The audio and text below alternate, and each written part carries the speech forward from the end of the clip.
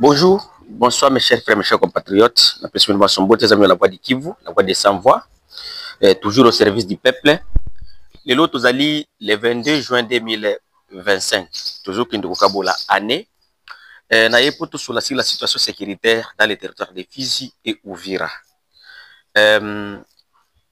Situation sécuritaire est perturbée, journée à lobby dans les territoires de Fizi et dans les territoires d'Uvira, suite aux quelques inciviques de nos troupes de Wazalendo, oyo ba perturba qui situation. Qu'est-ce qui s'est passé la journée à lobby il y a le 21 na kati ya groupement d'Itara dans les territoires de Uvira, précisément à Luvungi. Luvungi nde esika front ezali, front ya suka ya biso ya armée na biso na ba maimai, donc na bazalendo bazali parce que ceux qui obimi na côté ya Bukavu au côté nani Kamanyola au côté na Katogota, à partir de Katogota espace aux alakawana ezal zone neutre oyo ba ebizela oyo bien au moins espace aux alakawana ozoli kozo mona rivière Rusizi yango yo kabuli biso na Burundi pour que kota na kati ya Katogota ezal zone neutre. Alors ceux qui kotika na Luvungi nde esika bazalendo babandi na gouvernement congolais na ba militaire burundais. Alors lobby sikoyo il y a na position moko ya bazalendo ezali juste au pont au moni donc tozaka na position moko ezali juste barrière moko ezali juste na pont Ruvubu, rivière Ruvubu inde oyo soki okoti na Luvungi ozo ya sikoyo pour que okende Bwegera na kati ya nani na kati ya groupement ya Kakamba na kati ya Bwegera. Alors position moko ou barrière moko ya bazalendo eza na pont wana. Alors il y a un autre groupe de Wazalendo oyo ya nani ya général oyo azuko benga ma général Kanga Dadi ayaki ko attaquer bazalendo bazali na position wana. Après avoir yé ko attaquer bango, vraiment ils ont utilisé des armes lourdes parce qu'ils babetaki masasi nyonso, donc ils ala ba PKM ils ala nini jusqu'à ce que perturbation ya nani situation na kati ya cité ya nani ya Luvungi bato bande ko mituna est-ce que M23 akoti to nini eza nini bato batikalaki sans réponse. Alors avec beaucoup des crépitements de balles et des échanges entre Kanga Dadi et d'autres Wazalendo,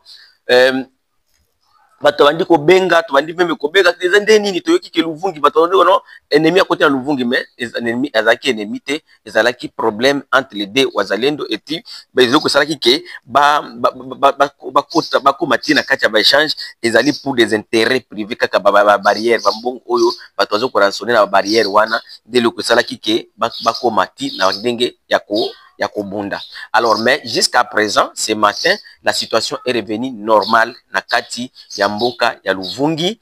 Il y a des mesures oyo kozwama tokoki koya ko lobango awate, mais il y a des mesures kozwama pona bato oyo bazo ko perturber situation ya population parce que je sais que bato nyonso ba fanda déjà toloba ke non baloba ke non totika population fanda kimia masaso bandoko beta mabeta makaka appel melte, mais on ne sait pas si eza des monini oyo kokotela ba mosusu s'il y a des problèmes pourquoi koki ko benga moninga te obenga na ba mosusu baza neti ba médiateur, mais oyo kaka o réagir par la voie des armes, donc on réagir pour na ko déstabiliser situation. Et puis il faut toutefois ko tenir compte que non aux alliés na front yondo dans la ligne ya suka ya front monsieur le général Kanga Dadi, il faut makamusu surtout utiliser sagesse. Ceux qui ont senga ba intérêt moko boye tala ndenge no koki ko senga ba intérêt wana olia ko ya ko perturber batu pour que opesa munguna pe maloba. Sikoyo na kati ya ville d'Uvira na kati ya même territoire d'Uvira précisément parce que Luvungi eza na kati ya groupement d'Itara et puis makambo elekaki na kati ya Luvungi et puis na kati ya Bwegera parce que masasi banda ko beta mazalaki na pont ya rivière Ruvubu oyo ezali ezoko partager groupement ya Itara na groupement Kakamba na kati ya Bwegera. Alors soki to bimi na kati ya groupement de Kakamba et groupement de Bwegera et de Itara to yet précisément à Sange. La cité de Sange, c'est une grande cité de la ville d'Uvira, dans la plaine de la Ruzizi, Oyo, et ont partagé frontière avec le Burundi.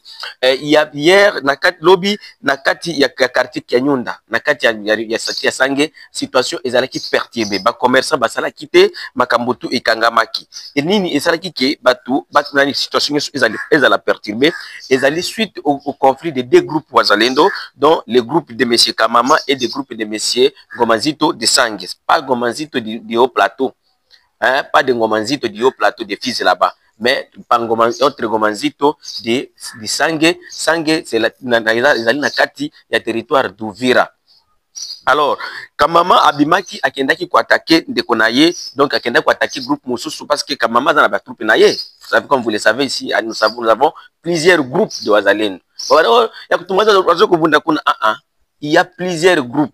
Où il y a 300, où il y a 200, où il y a combien, où il y a 500, où il y a combien. Donc, des Bazalendo Bazali. Alors, tous ces gens-là, parce que Bazalendo Bazali Banani, Bazalendo, Bamaimai, Bazali Batu Oyo, Bazali, ba patriote, Banamboka, ba jeune, neti yo, neti ngana yo, omoni kino, tous agressés. Mboka na biso toujours ko vivre mabe. Tala banyaro za zoko ya, za boya boy. Ndesi ko botelemi pona ko banda ko mundela mboka.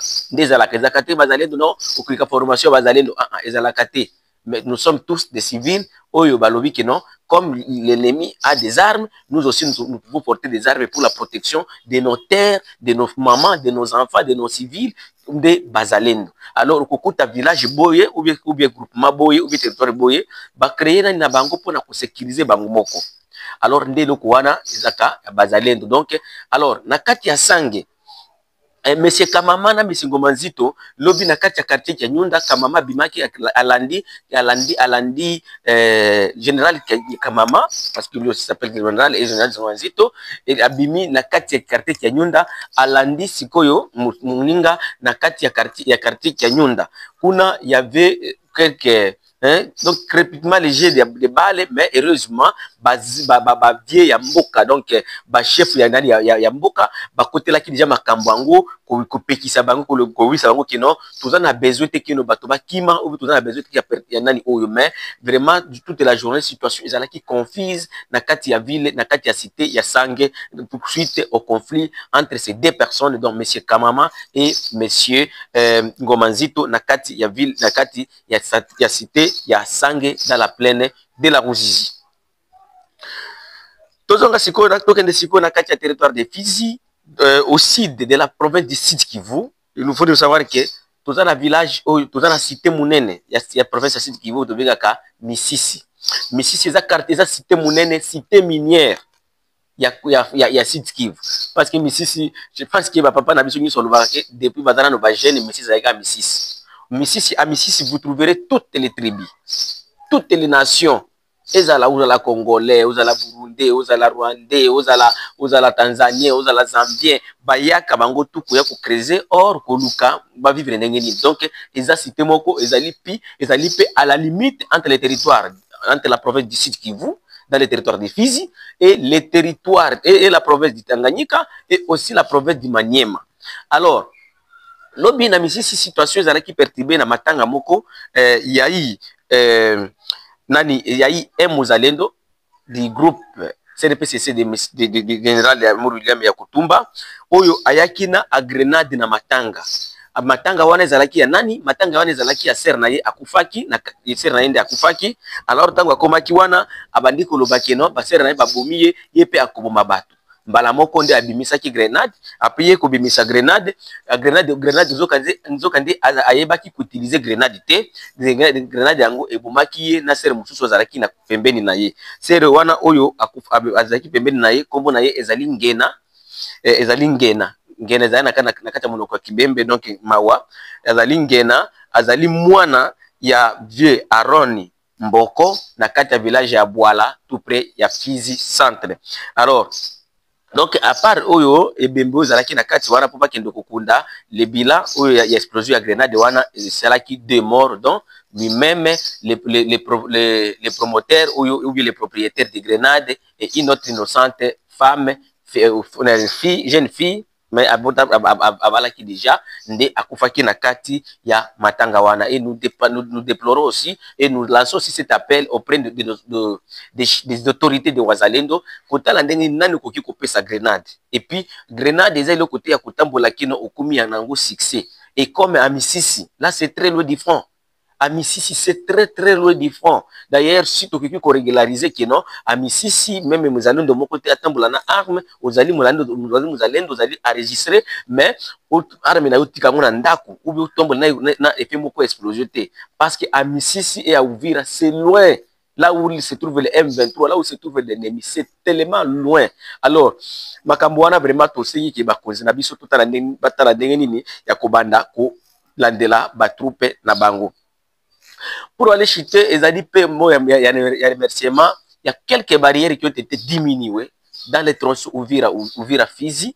Oyo ba diminué nani dani groupe G4, donc G4 le groupe G4, ils ont une coalition, il y a quatre groupes ou bien quatre mouvements Wazalendo, dont nous citons les FPDC ML d'Imtitezi, CNPCC d'Yakutumba, Kakobanya aussi, et les FPDD de général Kakobanya et les FABB, donc Bilozi Michamboke de Gomanzito, Oyo Bafandaki, Balubaki Keno, totika kobanda konyokola population na biso, to diminuer que le batnani et ba barrière parce que population bazo kolela ezalaki soki ozo kobima nani baraka pour que de misisi, il faut préparer 30 000. Oyo 30 000 ezali à transporter, mais ezali kaka ya kopesa na ba barrière. Alors soki ozo kobima Uvira kokende Baraka, il faut préparer presque 25 000. Alors, ils ont dit non, la population a bissoté, on a 4 territoires de Fizi, il nous faut de diminuer nos barrières. Il y a un décision, il y a que diminuer les barrières. Vraiment, population et territoire de Fizi et les transporteurs de ces mêmes territoires, Basepeli, Balobi, merci Mingi, Basengi qui va mesurer monsieur Bandoko Zoama, na kota la ndengeni ya kokende ko diminuer battre kaseri.